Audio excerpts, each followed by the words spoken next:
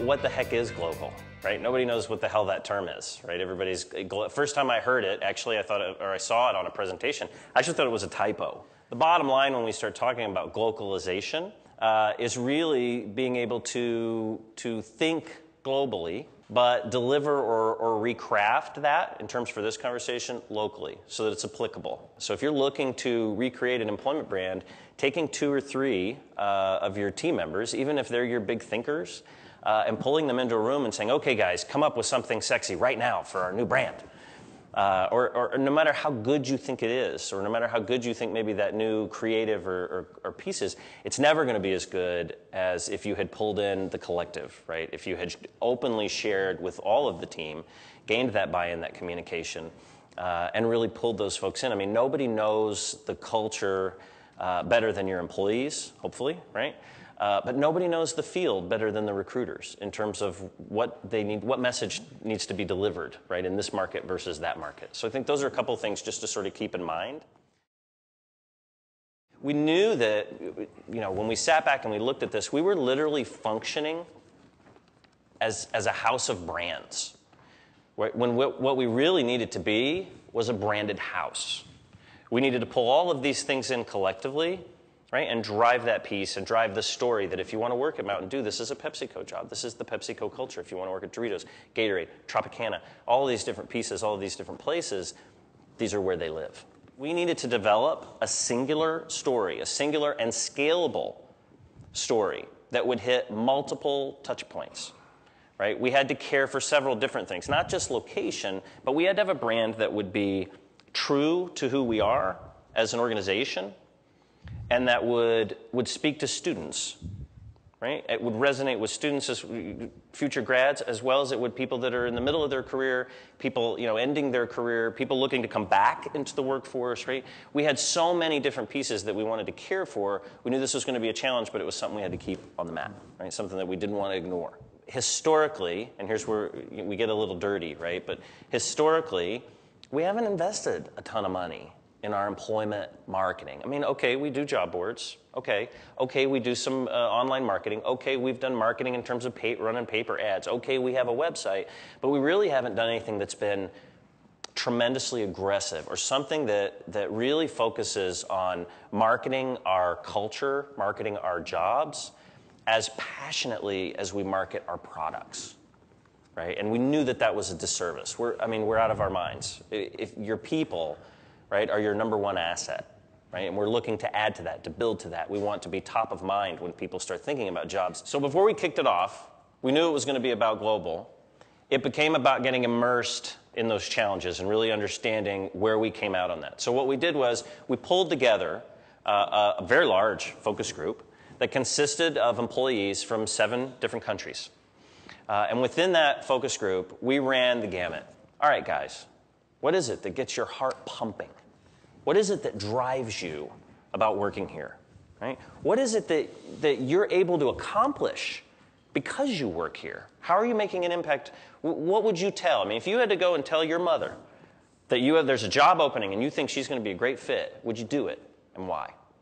And what they ended up coming back with collectively were 3 items that became literally the pillar, the new heart brand for our employment initiatives, right?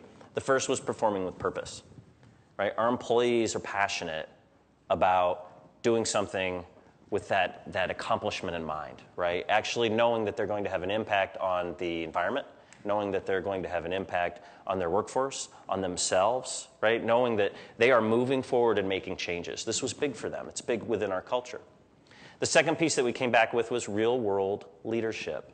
Right? We have a great story that's out on the website right now. Ron Connor he started stocking shelves for us. He now runs one of the plants. This guy, I mean, you know, in a relatively short matter of time has walked right up the chain, right? Because he's been passionate about leading and passionate about making a difference, and it shows. And our employee body the culture is phenomenal because and I hate to sound like I'm pitching PepsiCo as an employer, but the culture is very different than most large employers. Right? It's not a command and control mentality that comes down. It's more about pushing ideas up, right, and fostering that growth. And this was another aspect that the employees in this focus group said, we want to deliver that message. The third was together we win. right? Indra Nooyi issued a statement to us that said, hey, our goal, right, is to win at everything we do. Pulled these up, and ultimately these came back and rolled up into Carpe Diem, baby. Seize the day, right? This is about taking a hold of today and making a difference and truly turning this brand. We need to pull this together and truly turn this into, this is a global who we are vision and message for PepsiCo. The spirit of the brand is what we wanted to deliver. Not just infinite possibilities, but rather possibilities, right? So maybe if giving you the freedom to tell a different story in a different market, deliver the core value, deliver the spirit, the global message of possibilities at PepsiCo, right? What's possible here, but allow the recruiters, crazy idea, to customize that brand as it's applicable to them. We just got sick, kind of crazy. And we gave our recruiters everything they needed to build their own brand around possibilities. Inclusive possibilities, global possibilities, local possibilities, right? Forgive the pun, the possibilities are limitless, right? So that they can actually deliver these messages. And so what we've done is we've taken an effort to build, and we're still working on it, right? Because we're in phase 1. But we've taken an effort to literally build up a platform that all of them can collaborate on together globally, where all of them can bounce ideas off of each other, right? And really talk about why this works, why this one doesn't work. We've given them everything from the creative files, the artwork, to the fonts. If they have something that comes up that they need to hire for, and they want to create their own possibilities campaign, they have everything they need to walk into either a local agency or walk into a print shop and just print that stuff off and take it with them. Well, I think that's really what it was all about. I mean, who would kill for that level of flexibility in here to be able to drive that mission? Because nobody knows your candidates better than you. So that, to me, that says now you have delivered ownership of the brand at that frontline level, right? They feel as if now they have the right to ask you for more things. They own their own employment brand.